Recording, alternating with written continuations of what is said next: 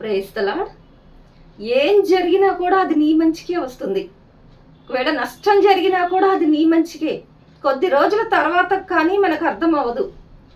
ఒకవేళ ఏదైనా నీ చేతికి రాకుండా జారిపోయినా కూడా అది కూడా నీ మంచికే.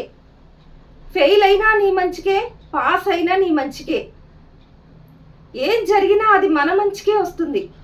గెలిచినా మన మంచికే, ఒకవేళ ఓడినా సరే అది కూడా మనకి ప్లస్సే అవుతుంది కానీ మైనస్ అవ్వదు.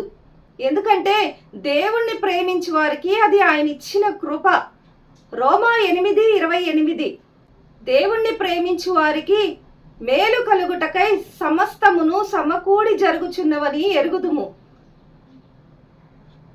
సో ఏం జరిగినా మన మంచికే. గెలుపు మన మంచికే, ఓటమి మేలుకే. నిలకడ మేలుకే, పడినా మేలుకే. దుఃఖమైన మేలుకే, సంతోషమైన మేలుకే. గెలుపు మేలుకే, ఓటమి మేలుకే.